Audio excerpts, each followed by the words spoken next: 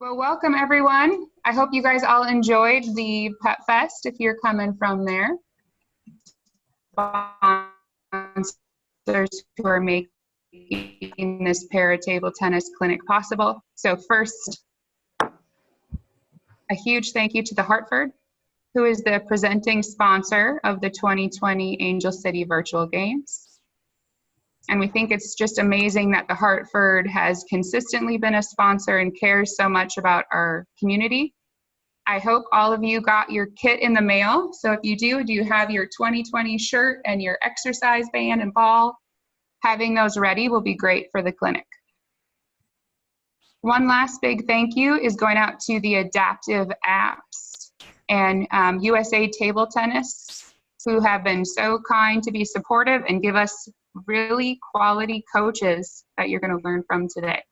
So some are athletes, and we're asking them to put on a different hat and take coaching for a spin. So really excited to have them here with us. So let's get back to the fun. You saw some clips already about table tennis and what this is all about, but let's talk about what we have planned for the day. So here is our quick agenda. And I'm going to go over today's agenda and the skill challenge that we're going to be preparing you for in your clinics. So we're already here. We're saying welcome. Shortly, we're going to introduce our battery of coaches.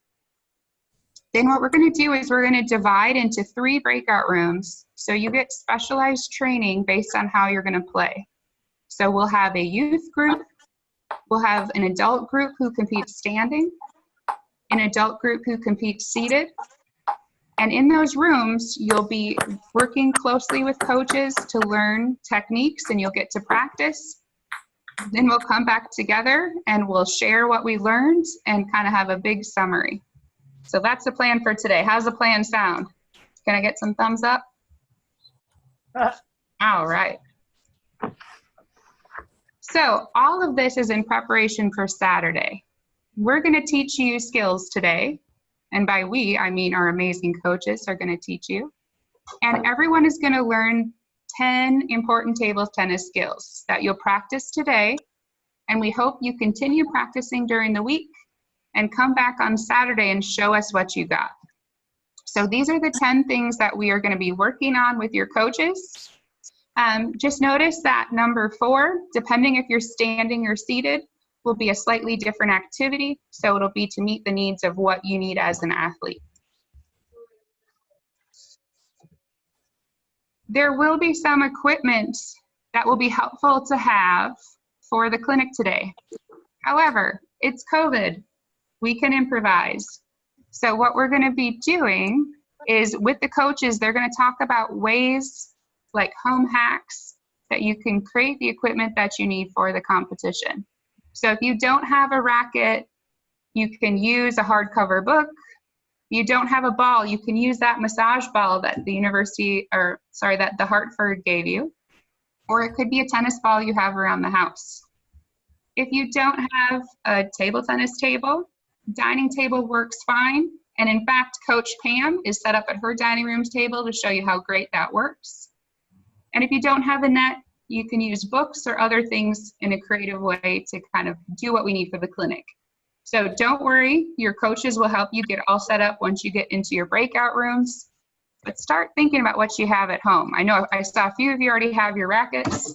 So if you do, make sure you have those handy. All right, so now's where we need your help. We need to know how you plan to play. So we can go ahead and put you in the right group. So what I'm going to ask you to do is to look at the list here and decide, are you 13 or younger and you want to focus on having fun and keeping it moving? Then you'll be in the youth group. If you're an adult who's going to be competing standing, even if it's okay to use crutches if you're standing, so you don't have to have great balance. That's pretty common in the sport. But if you know you'd like to play standing, we'll have you into that group. And finally, if you're an adult, you want to compete from a seated position, you can choose that group. What I'm going to ask you to do to help make it easier for us is if you go to the participant screen and you're going to change your name. So you're going to rename it that it still says your first name, and then comma, what group you want to be in. So here's a quick screenshot of what that looks like. In that participant screen, there'll be a button that says rename, and then you can type in your name. So go ahead and give that a try now. So either this is one of our coaches, Ari, so it'd be Ari, comma, stand. This is Cindy, one of our other coaches, so she would write Cindy, comma, sit. This is Michaela, one of our superstar athletes, so she'd write Michaela, comma, youth. And I'll give you guys a moment to do that while we start and start getting moving. We're going to introduce the coaches, and we're going to have them lead us with a little stretch and a little share. Jen, I'm not seeing the participant screen. I'm seeing you're viewing host Jen's screen. Yeah, the participant screen should be in the dots for more. Perfect. So now we're going to hear from our coaches. Here's a few action shots of them. I'm going to stop my screen so we can put it into gallery mode. All right. And I thought we could start off with Coach Pam. So Pam, could you first come to the mic, say hello? If you would share either a career highlight or one of your favorite things about table tennis, and demonstrate one quick warm-up for us. Okay. Hi guys, again, I'm Coach Pam. I live down in Texas. I'm a 5-time Paralympian, wheelchair basketball and table tennis. Kind of an interesting fact, my first Paralympic Games was in 1984, and my last Paralympic game was 2000.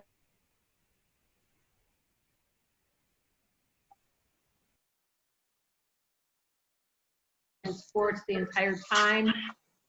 Just have competed at different levels in between. So I started playing table tennis when I was younger. After I got hurt, I played for 3 years. I think I was 19 when I retired from table tennis, or 20, to pursue wheelchair basketball. And so I didn't play the sport for about 20 years. And then I came back in 2007 and started playing again and training. So it's a fun fact. And for stretching, one of the things that I like to do is I like to, I take my one of my hands and put it on my frame, and then I'll twist so I can get my spine a little bit warmed up, because there's, you know, when your forehand and backhand constantly moving across. And so I like to get that stretch in before I play.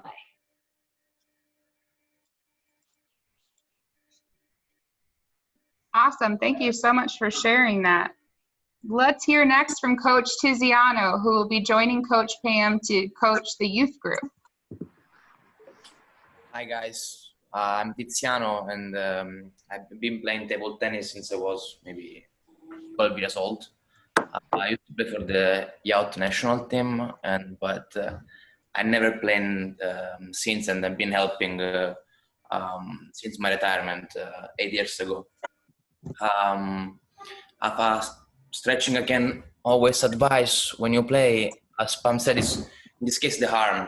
Try to stretch, in particular when you play backhand, your rotator cuff is a lot involved, so try to stretch really nicely your shoulder like that, pushing on your elbow. That will help for sure, not getting injured. Or you can also do this one too, and again, nice and slow for 15 seconds each, you'll be fine.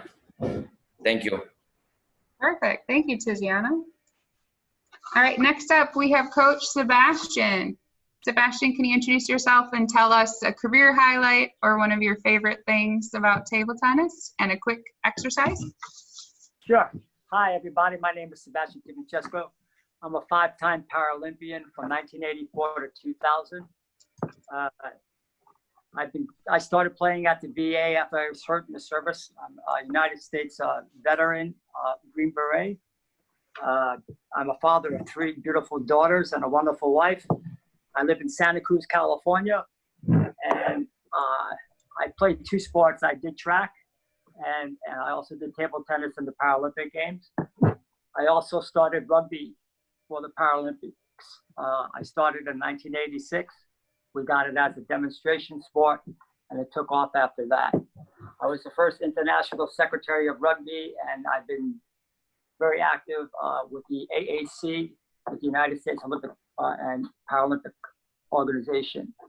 My career highlights, I'm a 4-time medalist, and I love the game. It's been a real joy and a real pleasure, and it's really turned my life around, and I really appreciate everything.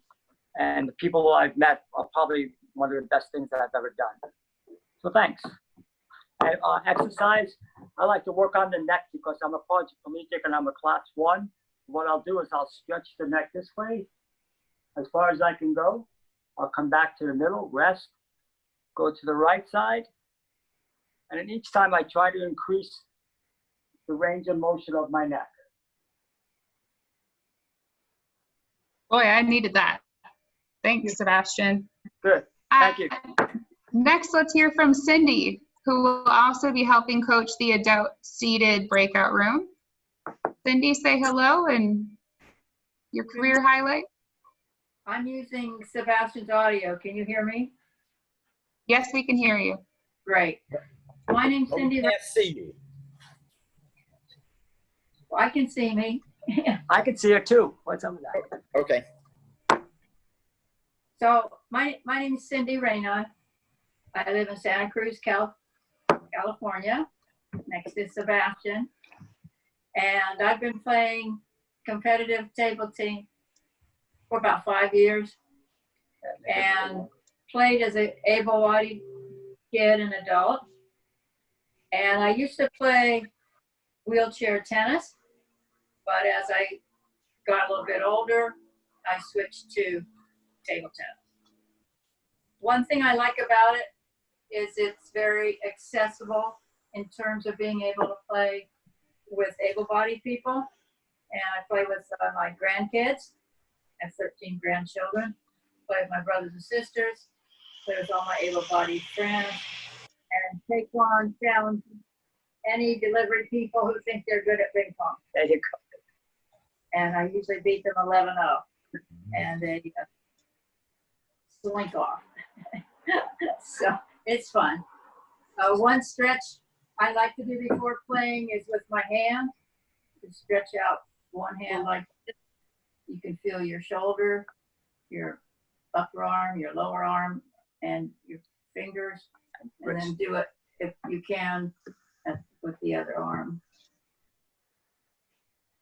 Highlights, I've never been to the Olympics, and I've been to Pan American Games twice, and once up in Toronto was a medalist with Jennifer Johnson, one of our renowned medalists. So thanks for participating today. It's a great sport. 73 years old, so living testament that you can play table tennis well into your upper years. So be healthy, everybody. Happy to see you all this morning. Awesome. Next, I'd like to welcome Jim Beckford, coach for the seated breakout group, if he'd come and say hello. Hi, I'm Jim Beckford. I've been coaching wheelchair table tennis about 45 years and have coached multiple world champions. Happy to participate. This is something I do for fun, and nice to see everybody here. We need the new blood. A lot of new blood. I'll show you I think this is particularly valuable for people that play seated because they tend to be very strong and lack flexibility. And for playing sitting down, flexibility is very necessary. Interlace your fingers. Elbows should be close together, and then make figure eights with your wrists. And just relax. Don't strain this at all. Do it completely relaxed. You can do it in both directions. This just loosens up the forearms. Okay, that's all I have. That's a good one, Jim. Thank you. Last but not least, we have our coaches from the adult standing group. So Christian Lillieroos, I'd like to welcome you to the microphone to say hello, something you love about table tennis or a career highlight, and a quick stretch.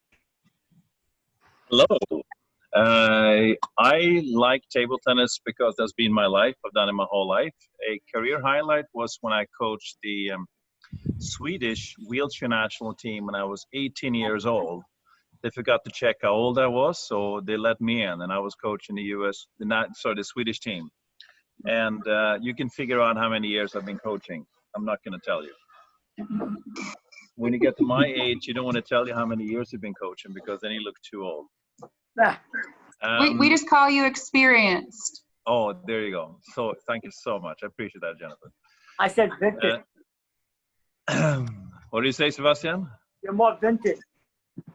Okay, that works too. Like a good that wine. Works too. And Jim and I, we always have a friendly competition about who has been coaching disabled athletes more, and he seemed to win all the time. I don't know how, but I think I'm older than you. Oh, that's the reason. Okay, absolutely. Thank you so much. But I've been coaching in the United States and done a couple of things around the world.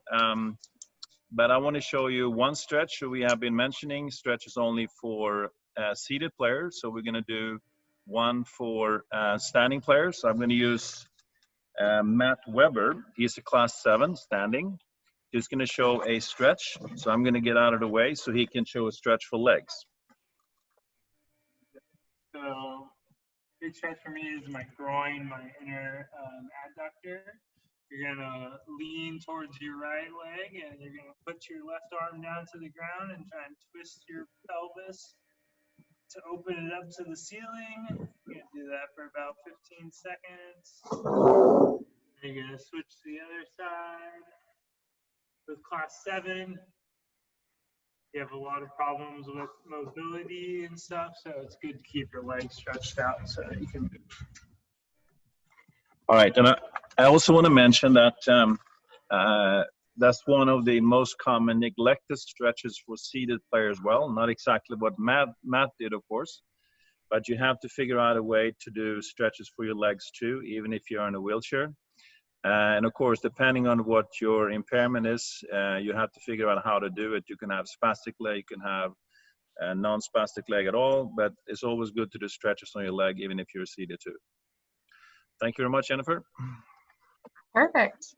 And now if I'd welcome Ari, Coach Ari to the TV to introduce himself. Hi, so I'm Ari. I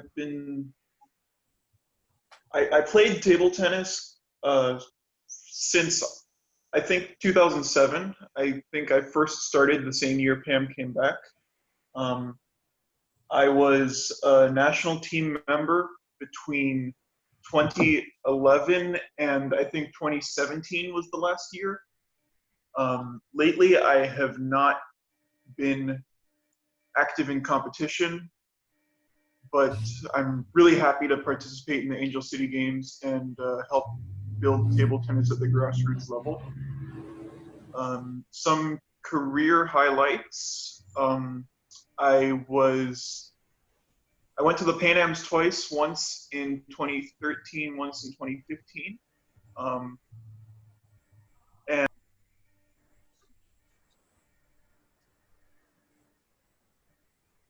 you're a silver medalist, bro. Speak up. He just got muted.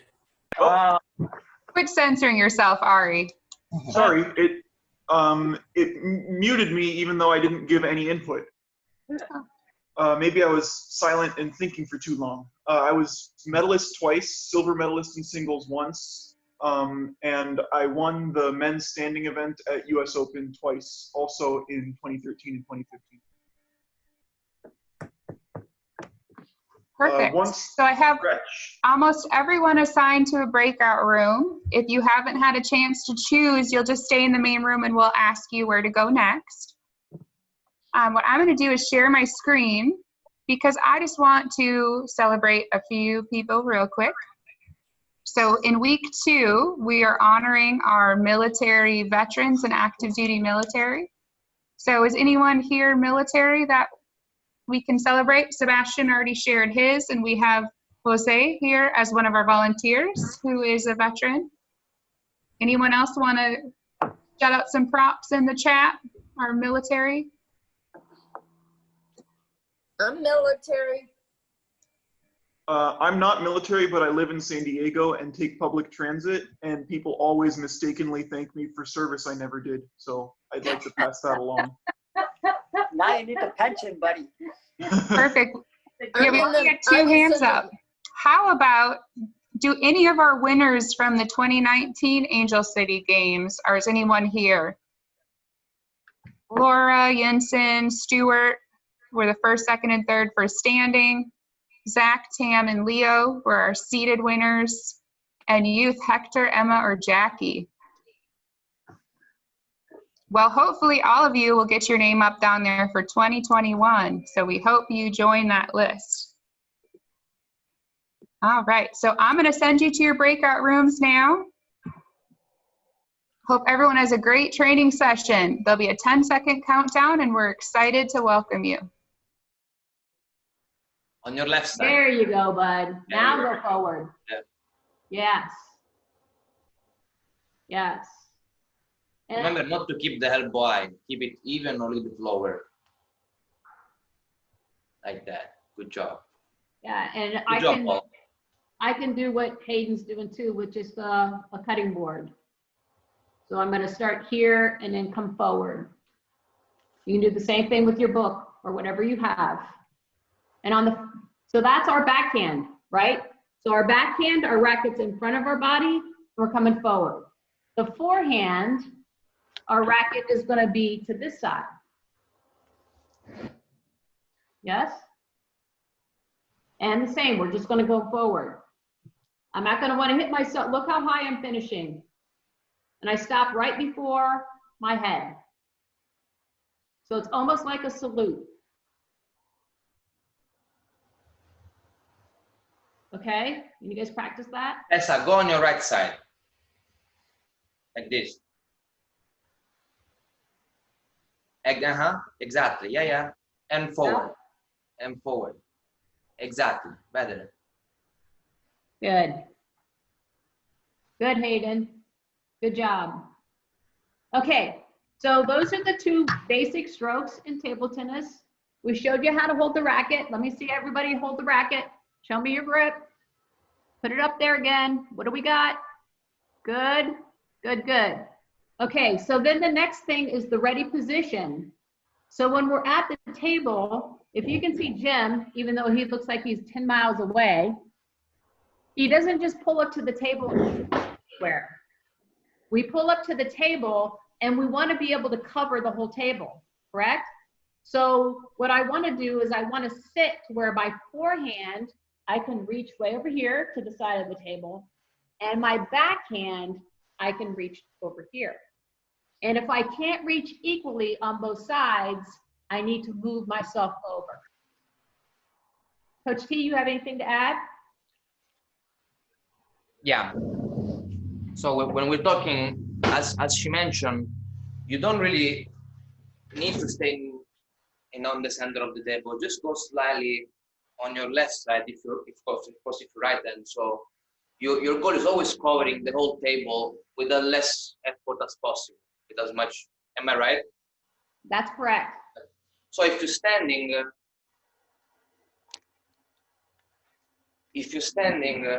you always have to stay on your backhand side, where you bend a little bit your knee, and with one step you want to be able to cover the whole table. So you're on the backhand here, on the backhand, as coach just taught us.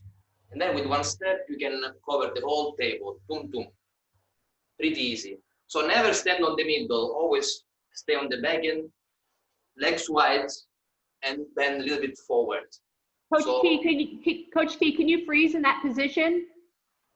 Everybody look, freeze in that position. Yeah. Okay, you guys, look at his positioning. Look where his racket is. It's not down by his legs. It's not up in the air by his shoulders. It's right there in front of his body, ready. And he doesn't have the racket facing one way or it's not facing the other. Both. It's actually, see, it's right in the middle where he can switch and go this way or go that way, depending upon where the ball's coming.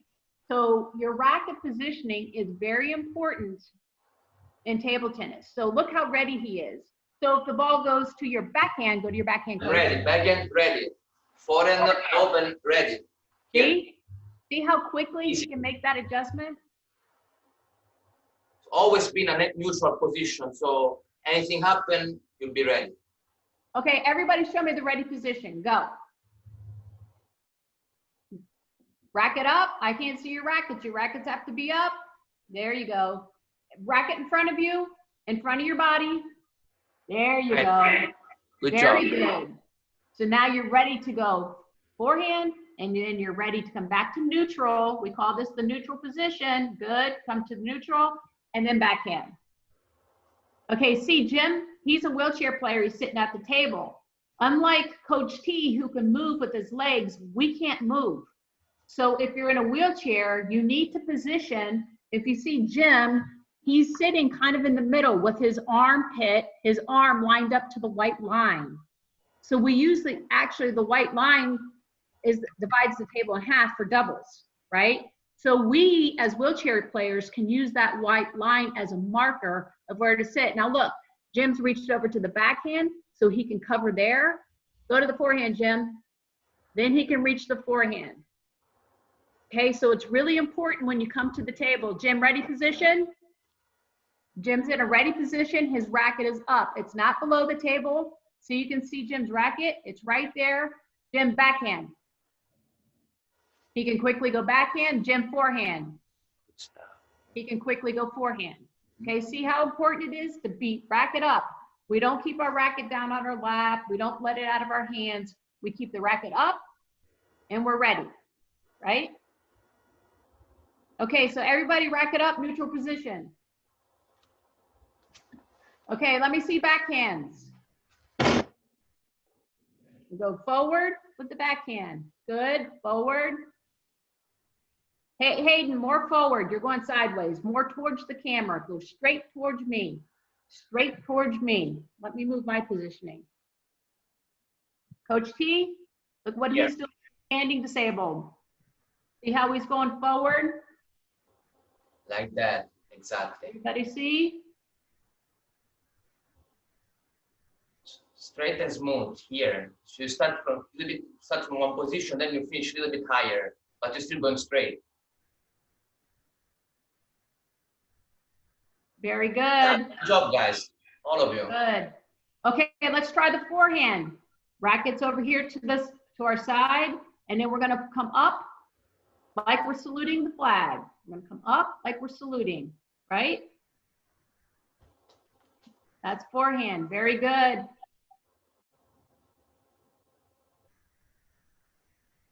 Okay, good. Good job, Okay. guys. Good, good. All right, so when I yell out neutral, where are you gonna go if I say neutral? Good. Where are you gonna go if I say backhand? Right? Neutral. Forehand. Good. So forehand, neutral, backhand. Very good. Very good, you guys. Okay, you guys want to do a challenge? Do you have a table or something in front of you? Okay, good. Hayden, you got a table? Does everybody have something in front of them? Okay, so rack it up over your table.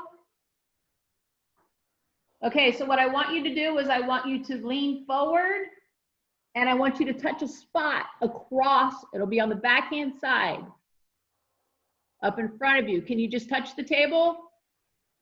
And then come back to neutral. Now go forward and touch your racket to the table on the forehand side and come back. Okay, ready? Let's go faster. Backhand side, back. forehand side, back. Backhand side, back. Forehand side, back. Backhand, neutral. Forehand, neutral. Backhand, neutral. Forehand, neutral. Backhand, neutral. Forehand, neutral. Very good. Very good. Good job, Tessa. All right, you guys did good at that. Coach Hayden, do you have any, or I mean, Coach Tizano. Coach T is easier. Yeah. Coach T is easier. No, nothing to add. Yeah, again, gotta cover the whole table. That's pretty much it when you're ready. And then more you play, more you figure it out when the ball is coming to you. So far, excellent job, everyone. All right, excellent. Everybody have some type of ball?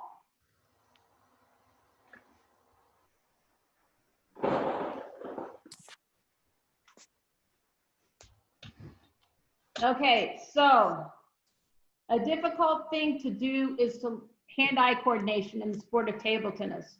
So putting a ball on your racket and keeping it there and keeping it nice and steady can be quite challenging. And what I find when I work with my kids is that hand-eye coordination is one of those things that kids with disabilities seem to be farther behind on. Why? Because they don't have all the same opportunities as somebody who's able-bodied, okay? So we need to spend more time playing with balls. Play with balls. So you can sit and watch TV. If you can't throw and catch a table tennis ball, then go up to a bigger size ball. If you can't throw and catch this, then go to a soccer ball. Anything where you're just throwing it and catching it, throwing it to yourself while you're watching TV. Do this type of activity. I'm not looking at the ball because I don't need to, but you might still have to watch the ball because it's difficult, right? So these types of activities while you're sitting on the couch, sitting in your chairs is hard. It's hard for kids. And the smaller the ball, if you could get all the way down to a marble, that's very good. Some of you guys are doing really, really good. That will help you significantly, okay, with hand-eye coordination. A lot of table tennis is hand-eye coordination and being able to react. Okay, so we could take a drill, and this is kind of difficult, but it's kind of a basic table tennis drill. And Coach T, he can show you this while he moves. So with the able-bodied kids or kids that are standing, you guys should be able to hold the ball on your racket and do a movement drill. So if you watch Coach T, he can show you how that's done. Let's start from when you're standing, not moving. As soon as you get confident, you can start walking a little bit, keeping the eye on the ball. You'll be fine, and try always to stay in balance with your feet in particular, so you won't lose the touch on the ball. So if you're home, for example, you can the best drill would be walking sideways, because that's the most basic movement in table tennis, which I'm going to show you later. So play 2 steps on the side, on the right, 2 steps on the left, without making the ball moving. Let's try. Can you guys do that? Very good. Good, exactly. Hayden. Good job, Hayden. Good job. Good job. Let me see the rest of you. Good job, Jim. Tessa? Isaiah, what do you got? Beatrice, how you doing? Go ahead. Good, Beatrice. Good. Okay. So good job, Batrila. Let me show you a hack. Sometimes for some of us with more severe disabilities, we feel like we spend all of our time because our coordination isn't that great picking up the ball. So one thing you can do is just take a box lid and put a ball in the box lid, and then keep the ball, move it around, but don't let the ball touch the sides of the lid. If it touches the sides of the lid, you lose. Okay? But if you can keep it in the middle and keep it moving and don't let it touch, that will help hand-eye coordination significantly. Just don't let it touch the sides. If it touches the side, try it again, and then time yourself. how long can I go and do this? And this way, if you don't have to pick up the ball, if you make a mistake, it's already right here. And you can try different balls. If you don't have a table tennis ball, you can use the ball that was sent to you. Just don't let it, if it touches the side, like I said, you're out, you lose, you got to start all over again. Okay, all these little skills, sitting and tossing, and then once you get good at it, don't look, all helps with hand-eye and helps us get better at these drills. Nice, guys. And again, if you don't have, this is just a cutting board. It's the same effect. I can use a cutting board. It's bigger than my racket. And when I get better at doing this on a bigger object, a book or whatever, then I can take it to my racket and try a bigger ball on my racket until I can get good at that, right? And then once I get better, I can move down to a smaller ball. And then what Coach T did is moving with it. That's a very difficult skill. Moving and keeping the ball on the racket. Then the next skill from there is actually bouncing the ball on your racket and keeping control of it. Coach T, you want to show that? Yeah, exactly. So here. So when you got comfortable with what Coach Pam said, that's the next step for sure. And it's not gonna take a while. It just takes some practice on that. But I'm sure everyone can do that, no problem. And then after playing with one, we call forehand hit, right? We go backhand. You guys want to try that? You want to try it? Jim's trying it. He's giving it a go. Let's try it. You guys want to try bouncing the ball on your object? Yeah, it's a little harder. Nice, nice, nice, everyone. Good, good. Good trying. That's excellent. Exactly. Try to feel. Good job, guys, everyone. Yes. See how difficult that one is? It's a little bit harder and more challenging. So you might want to start off, okay, I'm going to get 2 of them and then catch it. And then put it back on your racket. I'm going to do 3. 1, 2, 3, catch. I want to do 5. 1, 2, 3, 4, 5. And then off the computer goes.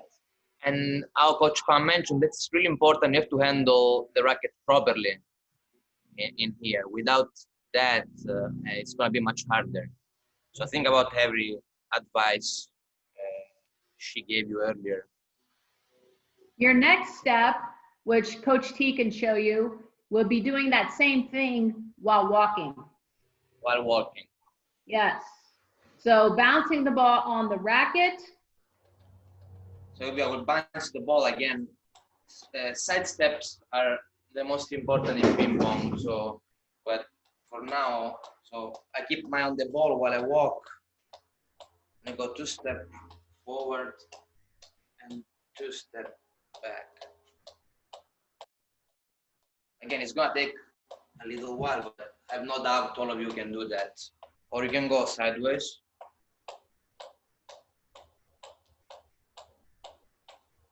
So try it. It's gonna be a little hard for today, but give a shot. Give it a shot.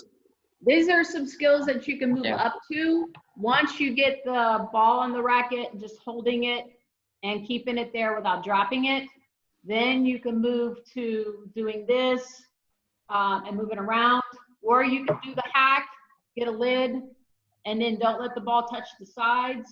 And once you get good at that, changing the balls out, do a smaller ball that's a little bit more challenging. Okay, so there's a lot of different ideas that you can have that you can do right at home to practice your hand-eye coordination and to work on these skills. And then again, you're spending time watching TV, make sure you're spending time catching and throwing, catching and throwing, catching and throwing.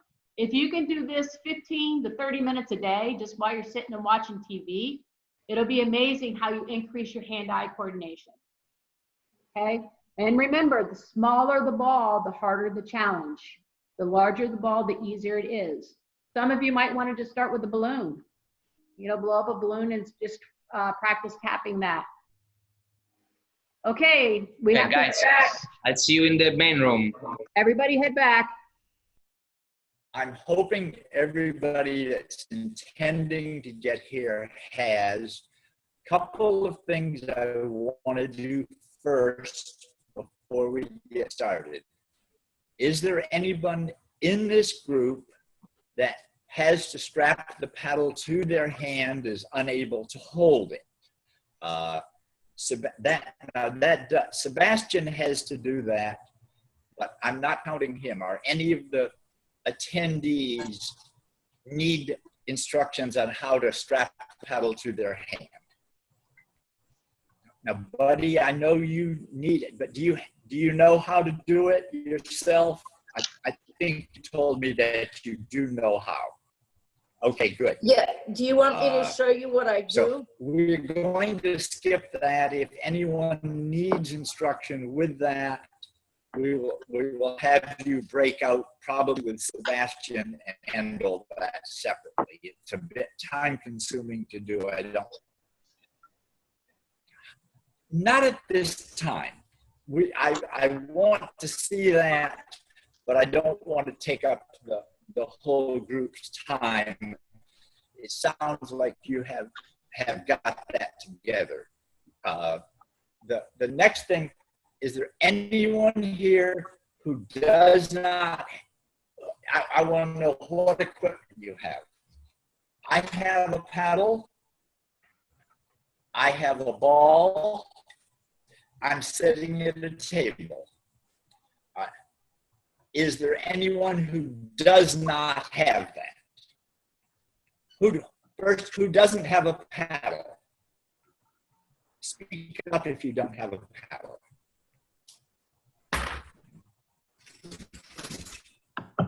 Because if you don't have paddles, there are alternates available. For the purposes of what we're doing here, a lightweight frying pan would do just fine. I'm not hearing anyone, so buddy, go ahead and can someone unmute buddy so she can speak? Yeah, no, I wasn't going to say anything. Sorry, I was going to try and get a table tennis ball over here. Do we? Okay, I can't. You seem to be muted, buddy. Yeah, we have somebody from one of the people from San Diego State that can unmute her.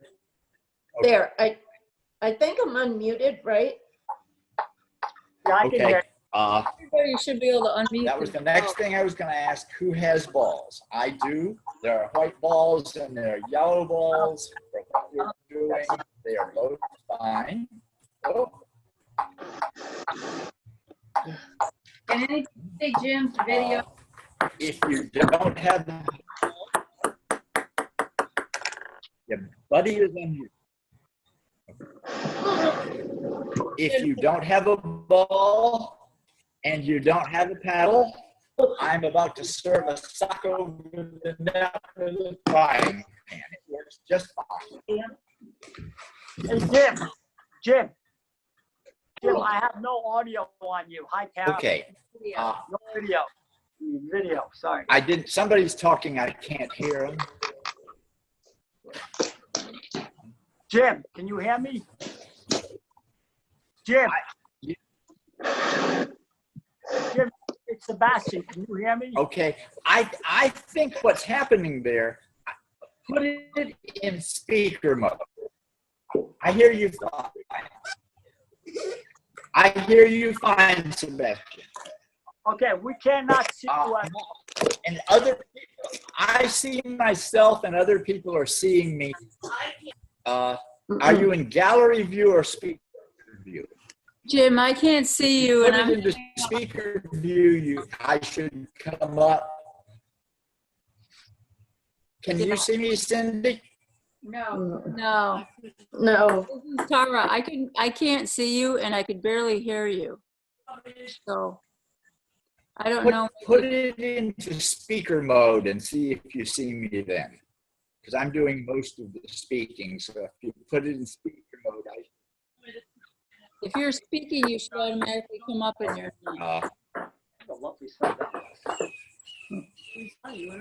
Yeah, I see myself. It's coming up. All right, come on, just move on. Can You don't have that time. Jim, you talk, I'll demonstrate, okay? And Cindy and I will demonstrate. We don't have enough time.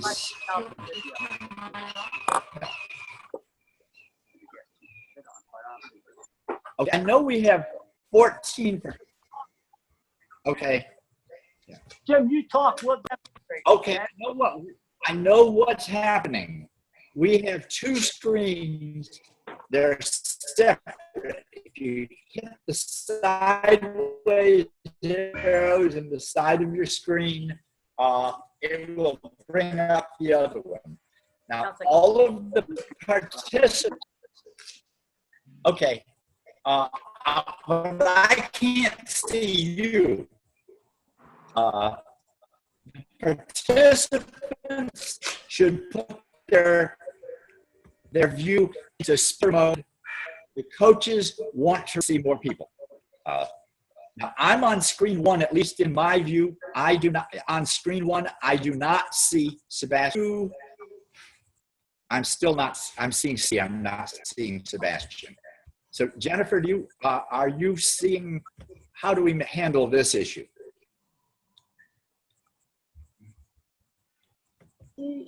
Okay, I'm going to demonstrate something now. I want both Cindy Jim, I can see you now. Okay, yeah, I'm not sure what's happening. And I'm going to demonstrate something. I want both Cindy and Sebastian to do the same thing. That's the ready position. If you have a real table, you want your playing shoulder to be approximately on the center line. You're going to be 6 to 24 inches away from the table. You want to move your laptop back? You can see the table. Okay, I'll move it a little. I'll just change the angle. I do not see myself at the moment. So it's good. You're good though. Okay. So you see, I'm sitting down. I just have a bench here that I'm sitting on, and right here is the center of the table. I'll move it in front of me so you get a little better view. This is about where you want to sit. That way you reach about equally well in both directions. If your reach is restricted in one direction, you can adjust where you sit a little one way or the other. Figure out where do you sit to best cover the whole table. On the grip, you want the paddle lined up right down your arm. You do not want the thumb up the back of the paddle. If when you hold it out, it does this is not correct. You want it like this. Okay, Cindy, I think Cindy and Sebastian can demonstrate the same. What I'd like is everyone to, I would like everyone to do the same. Take the paddle, hold it in your hand. No, Jim, we don't have hold it a little bit high and right on that center line of the table. And if it's not, if you, okay, It's an internet. I'm going to go ahead and look. I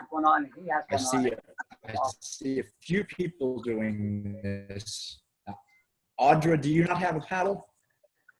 What? You don't need a paddle. Hold the paddle.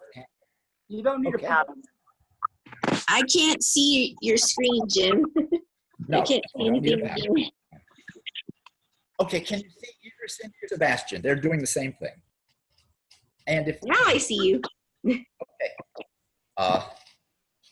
I take the paddle, hold it in front of me, Cindy, I see Cindy, she's doing the same thing. I do not see Sebastian at the moment.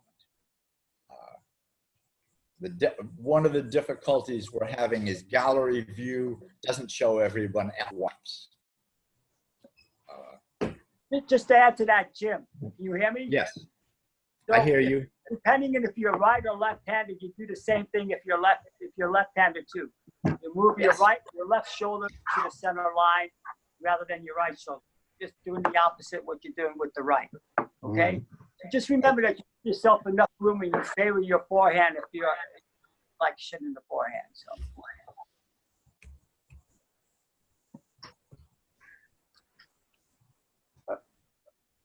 Okay, Audra.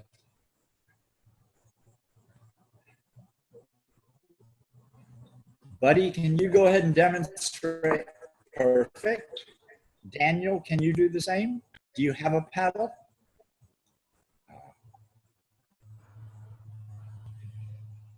Is this finger in the right spot right here? Buddy, it depends if you're comfortable enough. If you feel like you're comfortable enough wherever it is, then that's the way it is. Everybody's different, okay? So if you feel comfortable where that finger is, leave it that way. Don't worry about it. Worry about yourself. Right? Looks just fine. So it looks good. Okay. That looks good. Yeah, that looks very good. Okay. Okay. And do you still have my wrap? Did I give you a wrap? Did I give you one? No, unfortunately, I lost it. All right. I can replace it. Yeah, just go. I'll tell you after this, okay? I'll text you, okay? Okay. All right. Okay, Jim. Okay, next thing we're going to do, we're going to take the ball and the paddle, assuming you have a ball and a paddle. If you don't, wing it as best you can. I tend to put the ball on the forehand side of the paddle. I know Sebastian puts the backhand side of the paddle. Either one is fine. What you're attempting to do is just keep the ball on the paddle. Oh my God.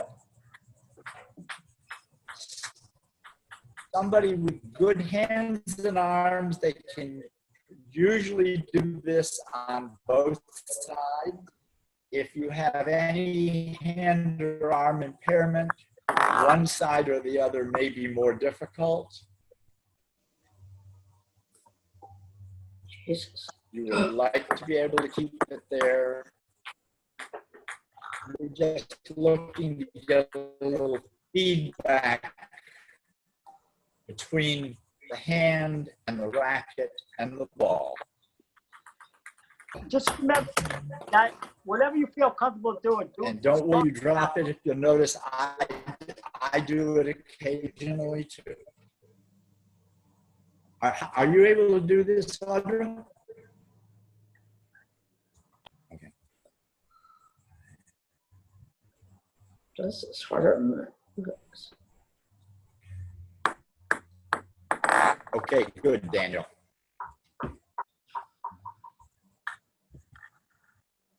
So we're not trying to bounce it, right? We're just trying to keep it so it doesn't go off the paddle.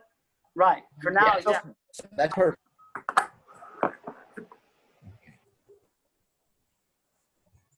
Now, Cindy, you can do that off either side. Is that correct? Right. Yeah. And Sebastian does it more easily on the backhand. He can probably manage it on the forehand. Okay. That's one of I did it. Did someone have something to say? I missed that. I said I did it. It was for a nanosecond, but I did it. Okay, good. Yeah. If it's difficult, practice it a little. For some of you, it might be quite easy. And if so, don't spend much time with it.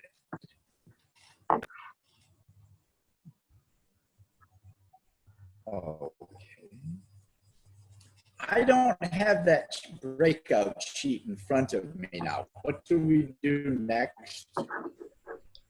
5 consecutive Do you have forehand, that with you in front of you, Cindy? 5 consecutive forehand bounces. Okay. We don't have a table. I'm going to go ahead and demonstrate a forehand. I will have Cindy and Sebastian do the same. Hold the paddle the same way you had it.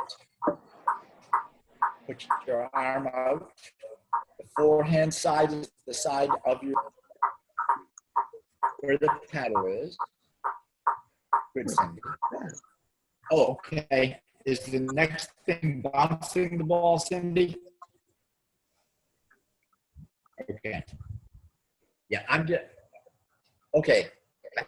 Cindy is bouncing the ball. We're going to go ahead and do that next. This is difficult for some people. It's easy to take the ball and bounce it off the paddle. I find it easiest to do it about 12 inches high. For someone standing, this is quite easy. For someone sitting, it's not nearly as easy. So if you're having difficulty with it, don't worry about it. Do the best. Oh, And Jim, do 10 alternate wide forehand backhand table touches without the ball. Is that You got that, Tim? I know, and don't worry about it if this is difficult. I know people playing competitive. Yeah, I know people playing competitive table that cannot do this. It's a nice skill to have, but if for some reason it's difficult for you, just don't worry about it.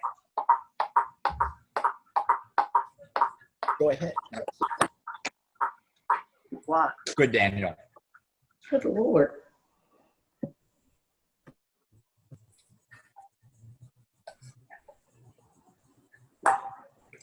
Oh.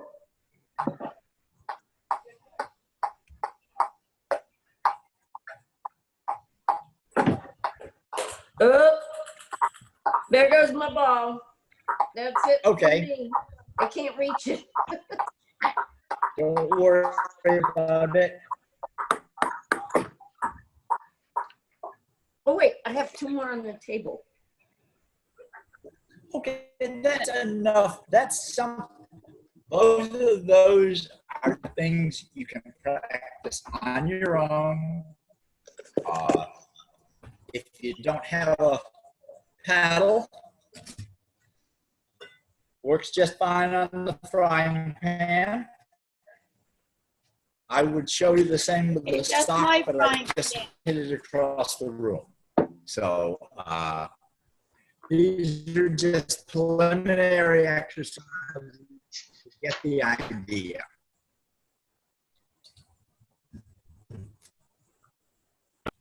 Sebastian or Cindy, do you have the list? I had that here, Yeah. and it's gone away as far as what we cover next. Jim.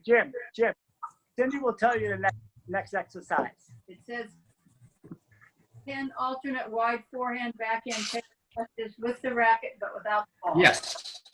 What? Yeah. What is the next exercise? Okay. Do this with you want to do this safely, so you need to figure out, assuming your right hand, paddle in your right hand, and you grab a hold of the chair, depending on your balance. If your balance is secure, don't worry about it. If you have impaired balance, hang on to something. The first thing you want to do is reach out to the forehand corner of the table. You can extend your body out a little, so much the better. And remember, you The cannot. idea is just to get to practice reaching to one corner. Okay, Jim. Daniel, to the other side, to the paddle side first. Jim. And then to the... Jim. I only heard half of what you said, Sebastian. We're on a Zoom table tennis clinic. Yes. Well, I'm demonstrating.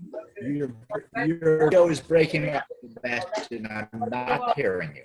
I hear an occasional word. Bye-bye, Barb. Bye. Jim. So I want to get everybody comfortable with reaching to both sides of the table.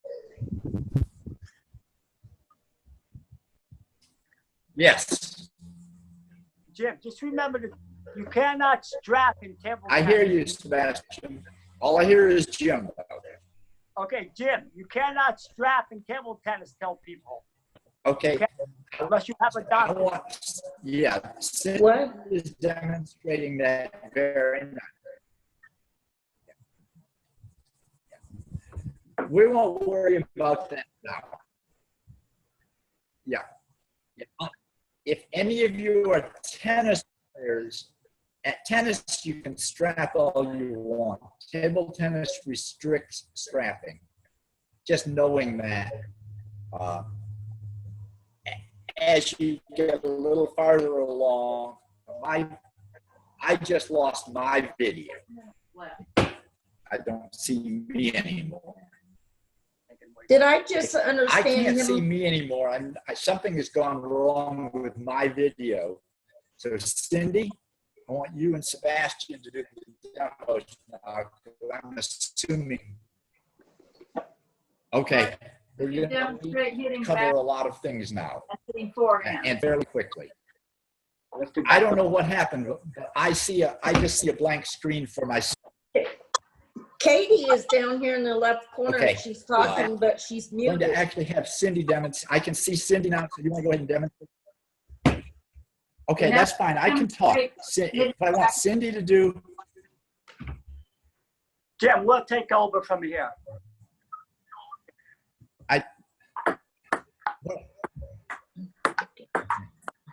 Oh, come on. Stop calling, Liz.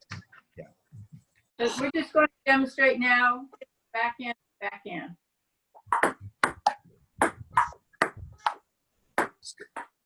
Sebastian and Cindy are hitting the ball back and forth using their back.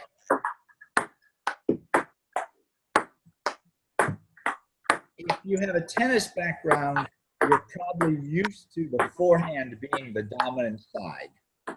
At table tennis, the backhand is the dominant side. You can actually hit more balls and hit the ball harder on the backhand.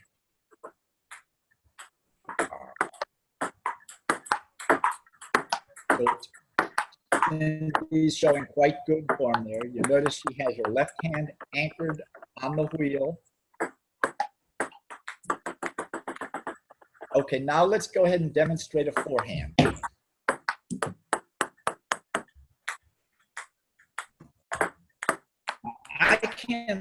I'm assuming no one can see me. Is that correct? I'm not going to try to demo anymore. I'm not sure what's happening there. So go ahead and Sebastian and Cindy just demonstrate a forehand. You don't even need with the ball. Just demonstrate what a forehand is.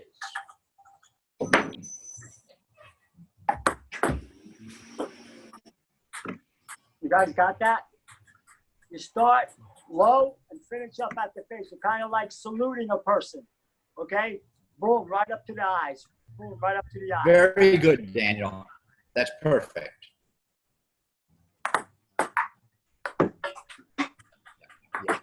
I can't tell what you're doing, Nick. My view is a little too close to you. It looks like you had the idea, but I can't. I don't see enough to be sure.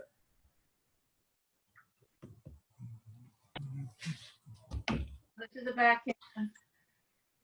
This is a forehand. And now Okay. Sebastian, the serve. Cindy is demonstrating the backhand. The backhand, you start in the ready position, you reach across your body, you straighten the arm. Go ahead and show that again, Cindy. Perfect. Yeah. And it's a very simple motion. It's very repetitive. The next trick is, of course, to get it onto the ball, which is sometimes a little less simple. Oops.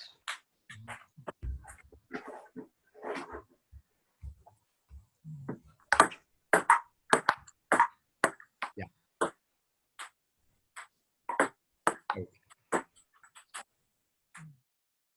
Okay, so what we're going to do right now, we're going to go with the skill award, and we have the first one. Okay, so I'm going to go through for a standing player now. So I'm going to look at that camera over there. So a ready position is number one. So the thing that is important in the ready position to first have the right grip.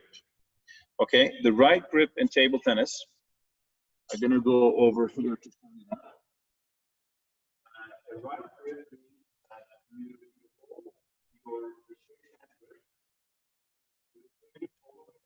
hold your Christian, your sound quality is pretty bad. You may need to get closer to your microphone. Do it from this one, and you can show the grip on this one. Okay, so I'm going to show the grip from this camera then. Okay, so the first thing here is the correct grip. So a grip has to be held with this grip. You hold all the way up to the rubber sheets, high up on the handle. The thumb's going to connect with the other three fingers. The index finger here should be low. If you hold the racket like this, that comes a minus. The finger should not come up. It should be all the way down. So everybody, if you have a racket, hold the racket also the same. So if you hold your finger up like that, that's not good. So it has to be all the way down. And if you hold the racket like that, that's not the incorrect grip either. So it should be all the way down. So right now, everybody take your racket with you and show me a correct grip. So that's going to happen in the skill test as well. Okay, so show me now. You have to show backhand and forehand. All right. So Marina's good. All right. Zachary's good. Dick is good. Michael, okay. I can't see your grip there. So can you go a little bit closer to the camera? Right. Okay, and for you, Michael, the important part is to hold all the way in. So whatever thing I said with the fingers, of course, doesn't apply to you. So you can hold it like this. So you have a special situation with your hand, but all the way up is important.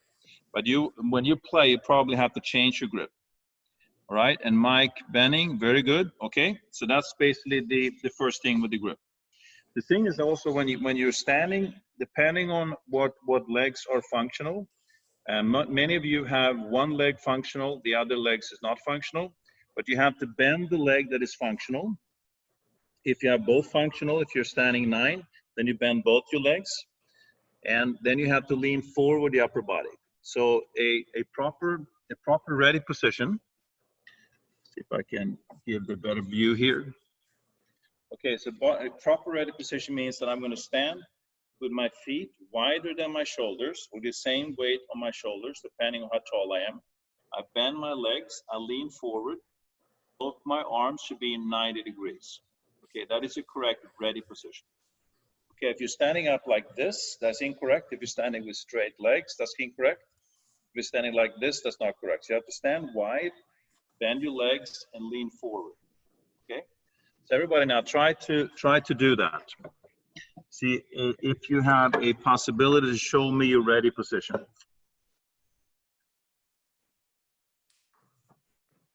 Okay. Okay, so for Michael, it's important that you lean forward if you can. So you're 6, so all these things are a little bit challenging, but you can try. You need to try as much as you can. Okay, Mike, lean further forward with the upper body. There you go. That's good. All right. And Zachary, are you standing up? the camera angle doesn't show it. So there you go. Okay. So a little bit wider with your legs, Zachary. Wider. Okay, remember now you have to have the proper grip box. Okay, good. And then try to lean forward with the upper body. And the important that the racket shouldn't be like this. The racket should be below your playing shoulder. So here, you don't play like this. That's kind of tennis. You play here, correct. And both arms should be 90 degrees. And then, so exactly that. That's good, Zachary. Good. And Miranda, so can you, I can't see your ready position. Can you go a little bit further back from the camera, maybe? There you go. Okay, and I lost, there you are, okay. Yeah, that looks great. Very good grip, good position upper body. Fantastic, very good. All right, Ari, do you want to add anything to what I said about ready position and grip? Sure. Maybe you can, especially helping Michael a little bit, because in a special situation, that would be good if you have any tips for him.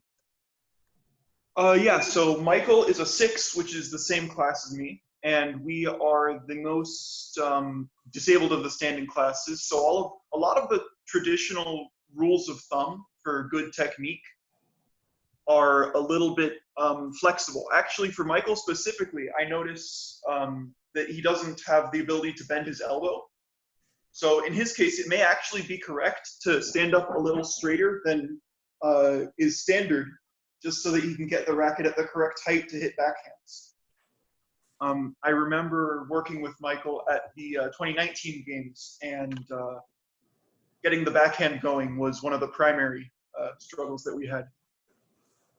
Okay, great. Very good advice, Ari. Yeah, 6 is always a very specific class where you have to be very flexible, and you have to look at what each person's ability is.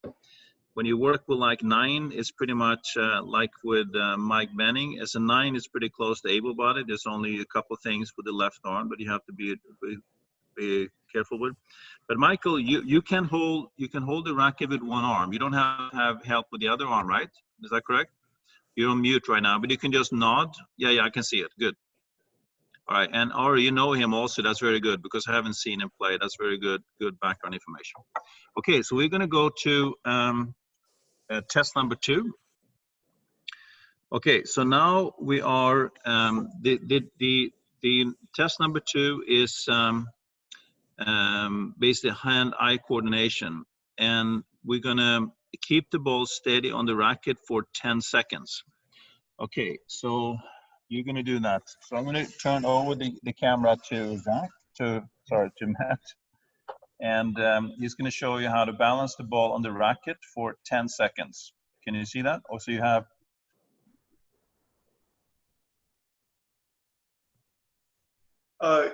Christian, I don't know if you saw the message from Jen that we have only 2 minutes left. I think we might want to skip ahead to just doing good forehand and backhand strokes, because that might be the hardest for people to figure out by themselves if we don't have time for all 10 of the Right.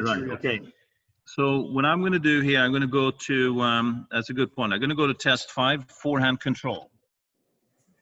So forehand control means that I have one camera that's pretty close to me. So the way we're going to do on forehand is that you're going to have one ball, okay, and you're going to drop that 16 inches, say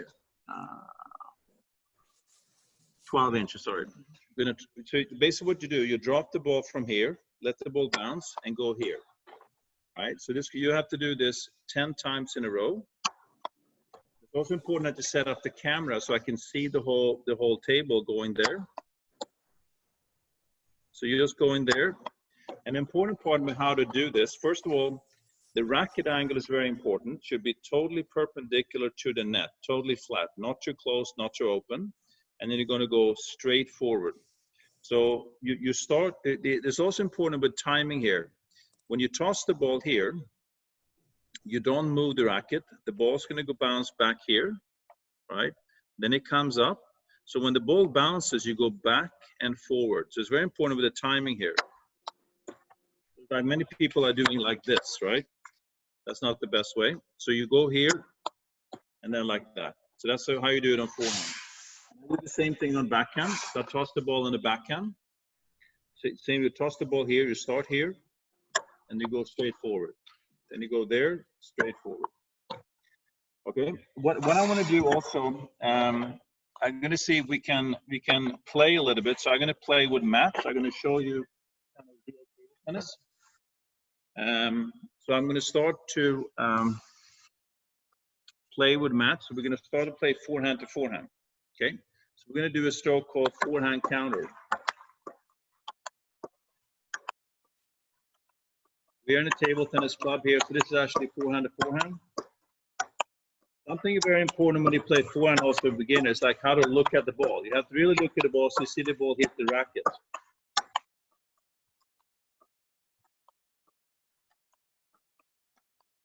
Okay, so that's forehand. We're going to do the same thing on backhand.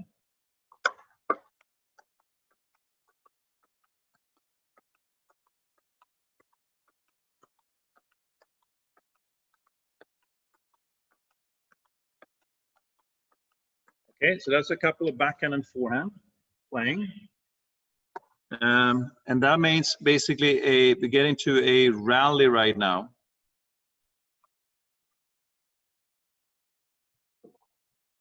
Okay, the next thing that is important at the end is service. Service rules are really complicated in table tennis, but I'll give you a couple of simple ones. First of all, the ball has to be in an open palm, right? You cannot hold the racket like this. It has to be open palm. Huh? All right. So it has to be an open palm, flat hand. Okay. And then the next thing is you have to toss the ball 6 inches, which is the height of the net. The net is 6 inches high. Welcome back. Time flies when you're having fun playing table tennis, right? I wish we could go longer, but I want to be aware of everyone's time. Some of the coaches might have the availability to stay for a few minutes if you have questions. And again, we hope this is the start of your journey, not the end. So first thing I wanted to do was go around and have a few people show off what they learned. So Hayden, I see you sitting at the screen. Do you want to show us one of the skills you learned today? Can everyone see Hayden?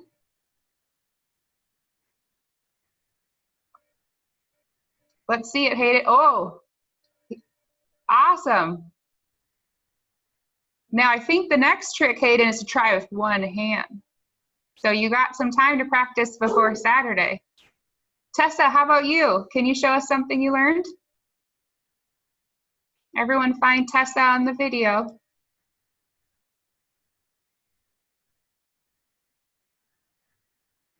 I like it. Good job, Tessa. Round of applause. How about Christian? Do you have a couple athletes from the standing group that you would like to nominate to demonstrate something they learned today?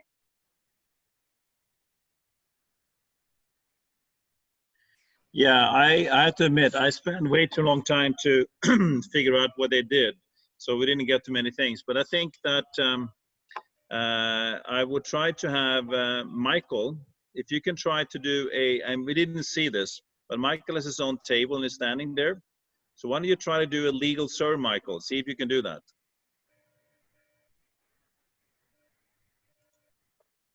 Can everyone find Michael on the screen? Yeah. Michael is a class 6. He has a pretty challenging time doing all the things, but he's really good. But he puts in a lot of work. Yeah, he does. Mm-hmm. He's training, Michael is training at a club with another athlete, so I knew that. And how about, speaking of Michaels, how about Mike there? Mike looks ready to go. Mike Benning, do you want to show us something you learned?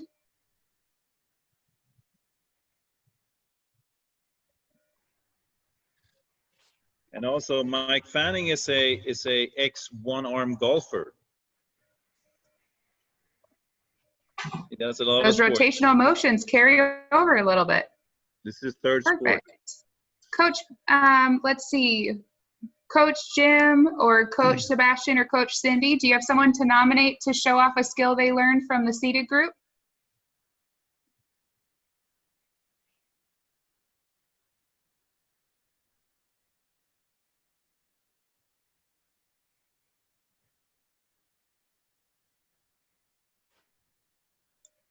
How about Daniel there? Can you show us something you learned, Daniel? You're right by the computer. You look like you got your shirt ready to go. Show us something you learned. Can everyone find Daniel?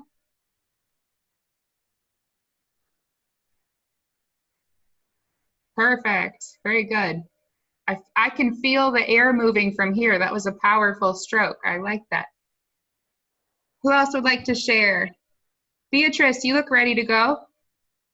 You want to show us something? Awesome. All you got to do is get to 5. Great job. So what I'm going to do is I'm going to share a file with all of you, which has the information we went over today. So you can download this from the chat. So let me put that up there for you. And while we're doing that, I'm also going to share my screen.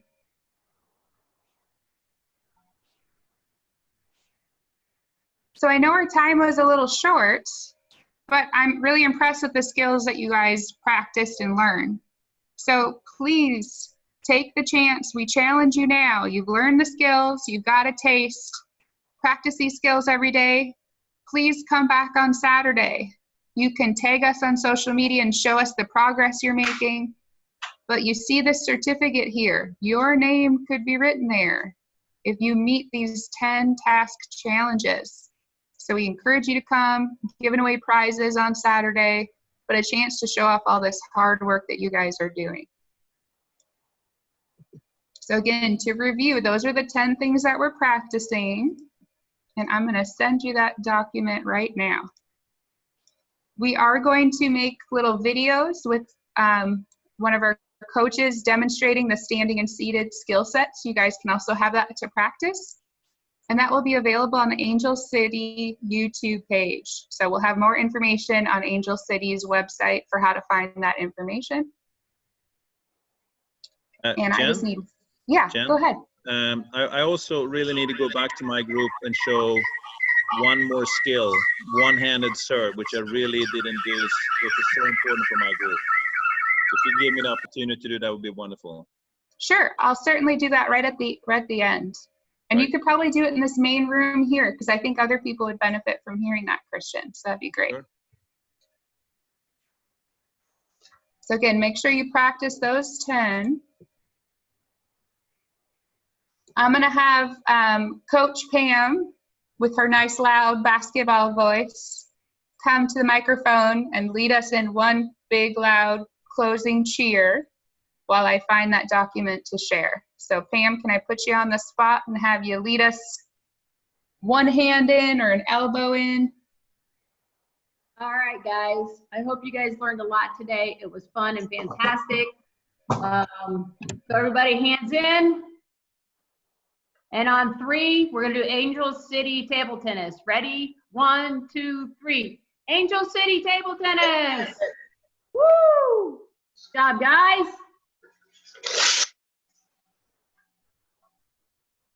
Good job. So before you leave, I'm going to post this, but we will try to make it available online as well.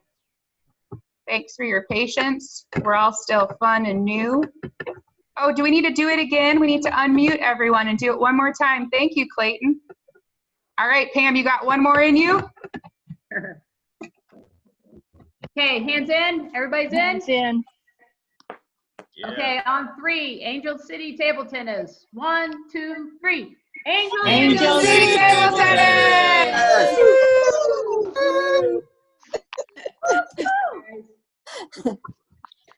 Hand up. Perfect.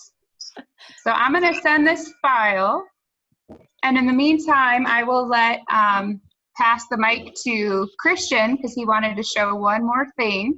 A quick reminder that medical is still open if you want to do a cool down under medical supervision, or if you have anything to report as far as illnesses or injuries, they are here for you. So Christian, when you're ready, you can take it away. All right, thank you. Okay, so what I'm going to do first here, I want to show you one-handed serve. So Matt here is going to show you his serves.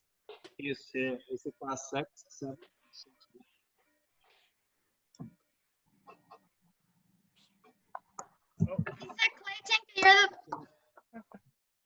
Can you see?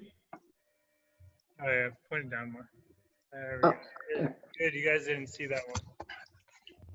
Yeah, he is. Matt is famous for never missing a serve, so I think it was the first time he missed a serve now. So what I do is I hold the racket between my thumb and my pointer finger, and then I hold with an outstretched 3 fingers like this. You point it downward. There we go. So like this, and now I'm gonna come over here and I do a tomahawk serve. So it's an overhead serve, and so I go like this, 12 inches, boom. All right, and I'm going to show you a couple of alternative ways of doing it. So I go take the camera over here.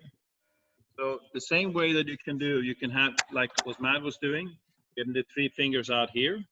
You can of course also do it like this, basically that you put the ball on the racket and you put support on it with your thumb and have it stabilized, and then do this and serve. Hey, Christian, we didn't get to the serves at all. Can you just demonstrate a regular serve for the kids that missed that, just a service? All right, so regular serve, legal serve, you have to, if you have a functional non-playing arm, you put the ball in the middle here, you toss it 6 inches, and then go down. And it has to bounce one time on your side, over the net, and then on the other side. Thank you.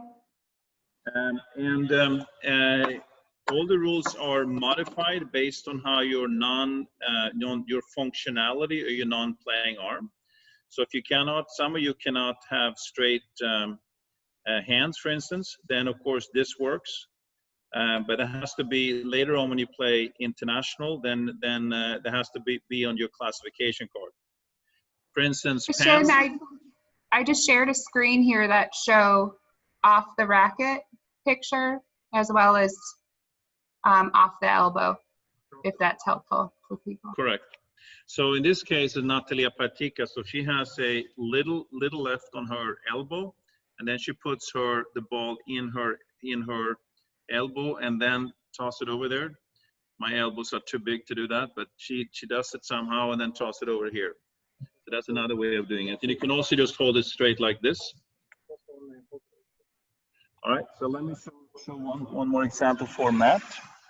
You can show another example. You can hold the ball with 2 fingers if you want to do a backhand serve and throw it up like that.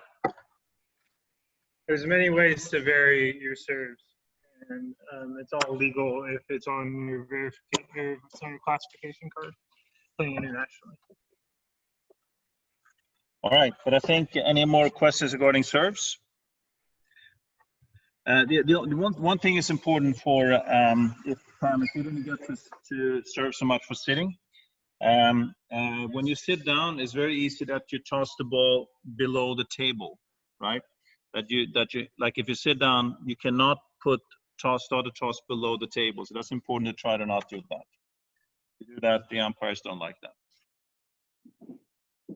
And you cannot serve inside have the hand inside the table either. Can I ask a question? Yep. Yeah. What about when I serve? I press it against the mallet with my other hand. Is that legal? Because sometimes when I do backhand serve, I'm covering up the ball, and then I toss it up. Right. So what you do is you basically are kind of holding the racket to the ball, right? And then toss it like this. Is that kind of how you do it? Yeah, that's correct. Yeah. Yes. That will be. It's a little bit difficult to. I haven't seen you, but I think Ari, you have seen him. You work with him. I think you can better answer that question because you know what his abilities are. So would you see any other way for him to serve than that? Okay, so I believe the reason that the open palm rule was first implemented was because people were spinning the ball out of their free hand when they served, so it gave an extra dimension of making it impossible to read. Correct. So I believe as long as you're doing it in a way that makes it clear that you're not spinning the ball on the toss up, that the umpires should be pretty lenient with you since it's related to your disability. But it's kind of on you to find that way. Just the key thing is to make sure you're not accidentally spinning the ball during the toss.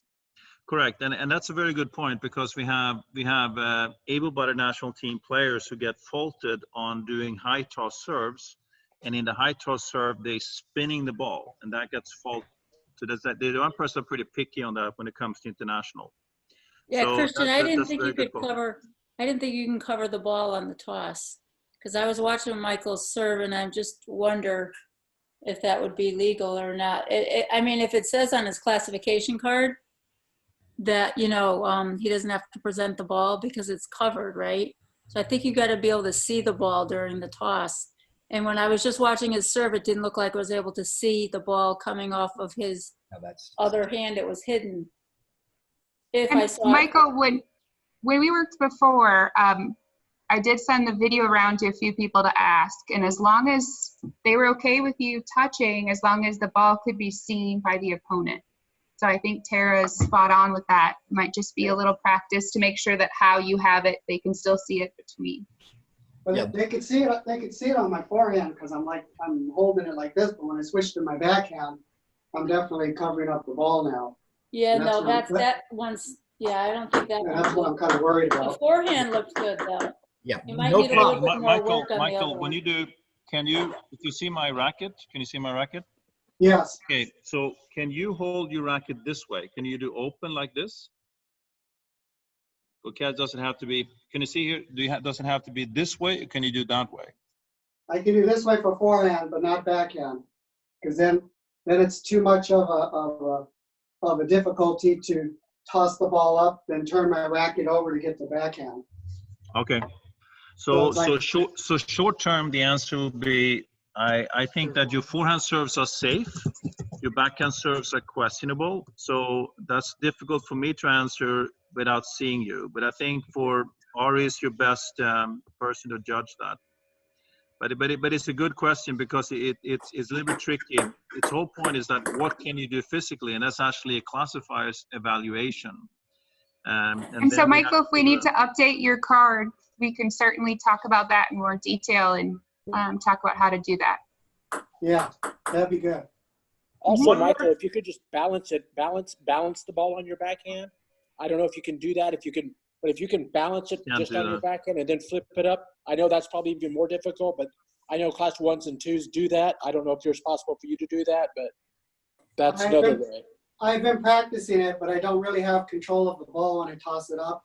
It just goes anywhere. Like I'll toss it up with my left hand. See, but it just goes anywhere, and I've just had so much. I have more control. I have more control when I press it against the ball, and I can toss it up slightly, then hit it. Michael, is there any chance that on your backhand serve, instead of putting the racket in front of the ball, you hit it with two hands, but with the ball on the front side of the racket? I've tried that too. Something like this. Yes, that's what I have in mind. That would certainly be legal. I don't know if you can do it. Yeah, I've tried that, but it turned out to be more difficult to toss up the ball because I throw the ball away from me then. Okay. But I'm still working on it. But thank you. Yeah, Michael, just work on it and just be mindful that your opponent should be able to see the ball before you strike it. So just be mindful of that, and you can maybe adapt that backhand serve to something to where your opponent can see the ball when you go to toss it. But I'd also like to just interject here that there's a Swedish table tennis player named Per Garell, and he's able-bodied, and his service motion is very visually similar to your forehand service. And he's, on the Swedish national team and has been for as long as I've been following professional table tennis. So I think it's also a possibility that you just say, okay, I'm not even going to bother with the backhand serves because I know that this forehand serving action can produce a quality serve. Yeah, I thought of that, but since I've been practicing backhand, I've started to come up with some really good serves. I just thought it's an extra weapon to have in your, your back pocket. The motion you have on the backhand is not deceptive in any way. If it were, I think no one would allow it. But as long as that motion is very predictable and reproducible and your opponent knows where the ball is coming from, I would expect the classifiers to allow it. And the classifiers are the ones that are going to have to make that call. Right. But like we talked about, Michael, para table tennis is a strategy sport. So regardless, your opponents will probably protest because it's worth a potential point, even though it might be okay. So just keep that in mind for your mental preparedness for sport, that people might challenge it. Okay. I would also one last advice here for you, Michael, is that if you do the backhand serve, the most important thing is that the toss goes high enough. If it goes high enough and it's clearly visible, then it's okay. But if you're getting anything really close and you hide it in this, then it's definitely not going to be legal. But if you can do it this way pretty high, and then the ball comes down, and then do a backhand serve, then my judgment will be that it will be okay. But it's all about a classification decision, really. Right. I have a quick question. Before we play a match, if we're like on my classification, it says that the hand that has the ball, when you start, my hand doesn't open all the way up, and I have a glove on it. So should we mention that before we start a match so we don't have any issues with the serving the ball, or what's the best way to handle that? It's a good idea to indicate to the match official that your classification, you're not able to serve normally, your classification card allows you to serve this way. Okay, thank you. It's not strictly mandatory, but it's just a good idea to avoid confusion. Okay, thanks. I think actually... Welcome back. Time flies when you're having fun playing table tennis, right? I wish we could go longer, but I want to be aware of everyone's time. Some of the coaches might have the availability to stay for a few minutes if you have questions. And again, we hope this is the start of your journey, not the end. So first thing I wanted to do was go around and have a few people show off what they learned. So Hayden, I see you sitting at the screen. Do you want to show us one of the skills you learned today? Can everyone see Hayden?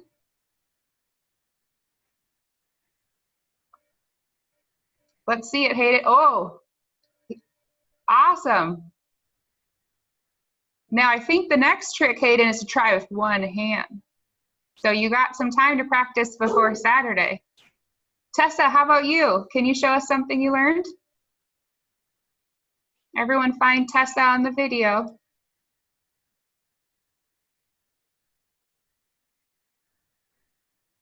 I like it.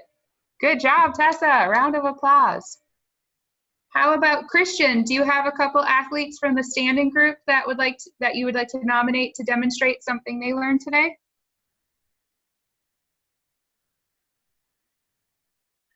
Yeah, I have to admit, I spent way too long time to figure out what they did. So we didn't get too many things. But I think that I would try to have Michael, if you can try to do and we didn't see this, but Michael has his own table and is standing there. So why don't you try to do a legal serve, Michael? See if you can do that.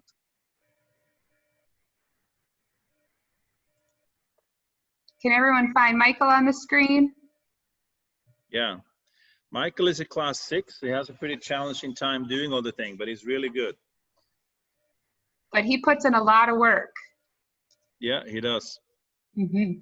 He's training, Michael is training at a club with another athlete, so I do know that. And how about, speaking of Michaels, how about Mike there? Mike looks ready to go. Mike Benning, do you want to show us something you learned?